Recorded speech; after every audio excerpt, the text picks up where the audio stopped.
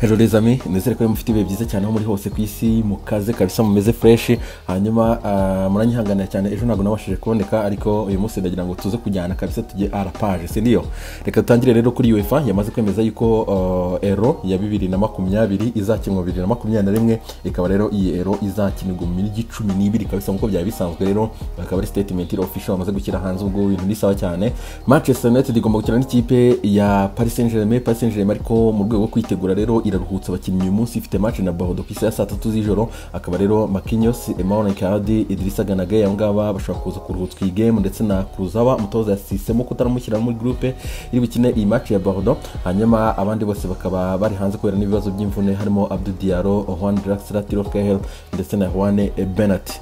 Rudi Garcia umutoza w'ikipe ya Olympique Lyonnais nabonye yamaze kwishimira cyane yuko Juninho yafashe icyemezo cyo guhana Jose Mawar ntakine match yo ku munsi w'ejo ku cyumweru n'ikipe ya Rennes. Akaba rero arazira yuko kuri match iheruka ya Angers na Lyon akaba yaranze kuyikina kubera ngo ikibuga kibi ngo cyanje ngo ntabwo ashaka kugikiniraho. Ikindi akaba yaranze travail physique yatanzwe muri icyo cyumweru bategura match ya Angers. Akaba rero Rudi Garcia byaramuteye mujinya, birangira rero directeur w'imikino Juninho amuhannye guhisiba iyi match. Umutoza Rudi Garcia yavuze ati nanjye ubwanjye nagombaga kuza kumuhana kabisa. Ligue 1 ndetse na Ligue 2 mu gihugu cy'u France bakaba rero bagomba kwandika inyuguti ya M. Byatangiye nimugoroba nk'uko bireba hangaha kuri match ya Strasbourg ndetse n'ikipe ya Rennes, ubwo banganyije kimwe kuri kimwe. Rero akaba mbere ya match kwibuka Maradona barandika M, cyiciro cya mbere cyiciro cya kabiri muri iyi weekend mu gihugu cy'u France.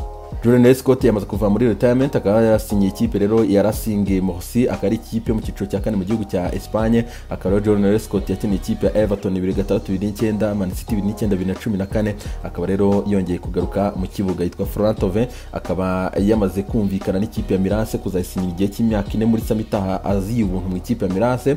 Dusan Tadic akaba umukinnyi w'icyumweru wa UEFA Champions League, ari nako kandi Heavy Stepper akaba ari album nshyashya ya Memphis Depay. Ubungu ushatse rwose wagenda online ukajya kuyihiga ukumva imiziki y'uyu mugabo. Emery Luzon akaba ari umukandida wiyamamariza kuzabura ikipe ya Barcelona, yamaze gutangaza yuko yifuza kuzagarura Neymar hanyuma akazagumisha Messi mu ikipe ya Barcelona mu gihe yaba amaze gutorwa. Gerard Piqué akaba yanze ko bamukorera operation y'ivi, ubwo byahise byumvikana ko rero igihe cyagomba kumara hanze kigomba kuba kirekire cyane, kikaba cyamaze kuba confirmé amezi 8 hanze. Zlatan Ibrahimovic akarabonanye n'umutoza w'ikipe y'igihugu ya Sweden muri iki cyumweru, bakaba baraganiriye rero uburyo uyu mugabo ngo yifuza kugaruka mu ikipe y'igihugu ya Sweden, affaire suivre. Daniel Carvajal akaba yaravunitse mu ikipe ya Madrid, uyu mugabo rero agomba kujya hanze, akaba Madrid itatugiye ariko igihe agomba kumara hanze n'ikiranga niki. David Alaba umwagenti we Pini Zahavi akamaze gutangaza ko muri uku kwezi kwa mbere agiye gutangira ibiganiro n'ikipe ya Chelsea kureba ko yamuzana muri samitaha kabisa. Chelsea ikaba ifite David Alaba, affaire suivre. Reka rero turebe kuri match zo kuri iyi weekend kabisa za Premier League, zimwe muri match zikomeye cyane n'abakinnyi bahari n'abadahari kabisa. Akaba rero nkuko mwabinsabye kabisa nzajya ngenda bibareberaho rero, nubwo ku munsi w'ejo nabashije kubikora na BSG nanone. Hanyuma Brighton irakira ikipe ya Liverpool saa 8 n'igice z'i Kigali mu kanya. Tarek Napti kurana ikipe ya Brighton ntawe uri uhari, ariko baraza kwishimira kugarura story match. Leandro Trossard ndetse na David Propa abangaba barabagaruka. Hanyuma Mark Alistair aracyafite igihe cyo gukira ku ruhande rw'ikipe ya Brighton Hove Albion. Liverpool iraza kuba igarura kapiteni wayo Jordan Henderson, hanyuma iraza kuba idafite abakinnyi bose bari hanze na Keita, Thiago Alcantara, Zidane Shaqiri, Trent Alexander, Virgil van Dijk ndetse na Joe Gomez abo ngabo baracyari hanze ku ruhande rw'ikipe ya Liverpool. Man City irakira Burnley, Man City iraba yuzuye uyu munsi yose kabisa. Hanyuma ku ruhande rw'ikipe ya Burnley bo barastragolinga cyane kuko ntibafite Nicky Pope, baraza ko rero bakoresha umuzamu Bailey Peacock Farrell, akaba rero ari umuzamu wari buze kuza kuba bakoresha. Jaco karacyari hanze ndetse na Robbie Brady, tutibagiwe na Dar Stephens angaba baracyari hanze ku ruhande rw'ikipe ya Burnley. Southampton igomba kwakira Man United ku munsi w'ejo. Akaba rero ikipe ya Southampton ntago ifite abasore harimo Nathan Edmond uri gushidikanywaho, ariko baraza kuba bishimira kugarura kwa ikipe ya Southampton rutayizamu Danny Ings, mu gihe Manchester United umutoza yamaze gutangaza kuri wa gatanu yuko Paul Pogba na Scott McTominay batari bukiniye match. Hanyuma ntago bari 100% kuko batangiye imyitozo kuri wa gatanu. Marcus Rashford, Victor Lindelof ndetse na Wan-Bissaka. Hanyuma Phil Jones azagaruka mu bihe bya Christmas, mu gihe Luke Shaw akiri gustragolinga kabisa n'imvune, mu gihe Jesse Lingard akaba yaragarutse mu myitozo ariko ntago aramera neza cyane nyuma yuko rero yaramaze igihe kirekire hanze kubera ikibazo cya COVID-19 yari yahuye n'uwayanduye, ntago yigeze yanduraho.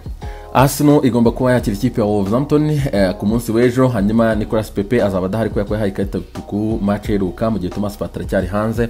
Willian azaba yagarutse kuri match ya Wolves, mu gihe kandi kwa ikipe ya Arsenal badafite Mohamed Elneny ndetse na Sidi Kolasinac bagitestinga positive kuri coronavirus covid-19.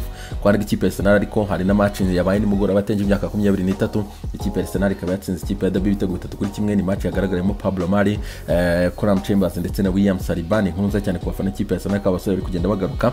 Hanyuma kwa ikipe ya Wolves bazaba bagaruye kapiteni Kano Kowadi, azamaze kugaruka mu gihe Romelu Saiss cyane hanze kubera ikibazo cya covid-19. Chelsea izakina ku munsi w'ejo n'ikipe ya Tottenham Hotspur. Chelsea rero iyi weekend imanutsemo idafite abasore harimo Kai Havertz ntago aramera neza 100% aracyashaka fitness nyuma kwandura covid-19, mu gihe kwa ikipe ya Chelsea bazaba bishimira kugarura rero Christian Pulisic. Mu gihe kwa ikipe ya Tottenham Hotspur bo bazaba badafite Toby Alderweireld, bazastragulinga cyane rero nyuma yuko Jorondo ane bashaka kuza gukoresha ukuri munsi Davinson Sanchez ndetse na Jeff Tanganga, abasore batatu rero umwe muri bo agomba kuzasimbura Toby mu mutima wa defense muri iyi weekend bahura n'ikipe ya Chelsea. Hanyuma bazaba bishimiye kugarura rero Igor Lloris, Giovanni Lo Celso ndetse na Steve Bergwijn kwa ikipe ya Tottenham, ariko mbibutsa ko Eric Lamela aracyari hanze kabisa kubera ikibazo cy'imvune.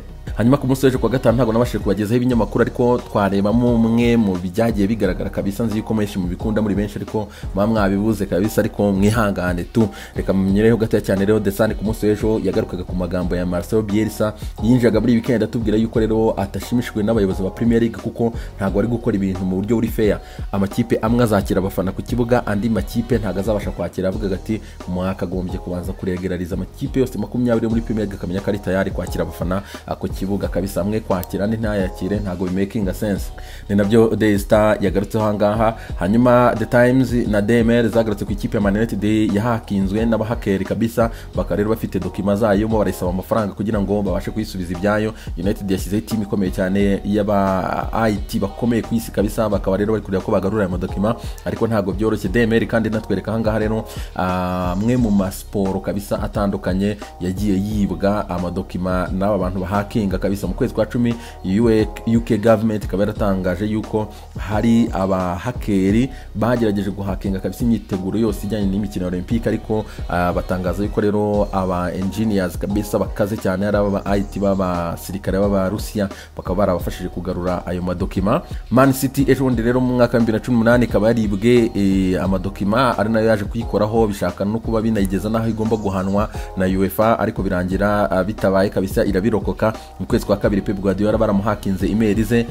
Mu 2019 mu kwezi kwa gatandatu FA ya Ireland barayatatse banasoma email zayo. Hanyuma mu kwezi kwa gatatu 2018 ikipe ya Lazio Roma yibwe $1,780,000 kabisa, binyuze no guhakinga email zayo no kumenya information zose, barangije bayibaye amafaranga. Ejo bundi mu kwa karindwi kabisa 2020 hari umwe mu Madrid imikino cy'imakuru kidashatse kuvuga, akaba rero yaribwe $1,000,000 kabisa, urumva ko ari hatari cyane.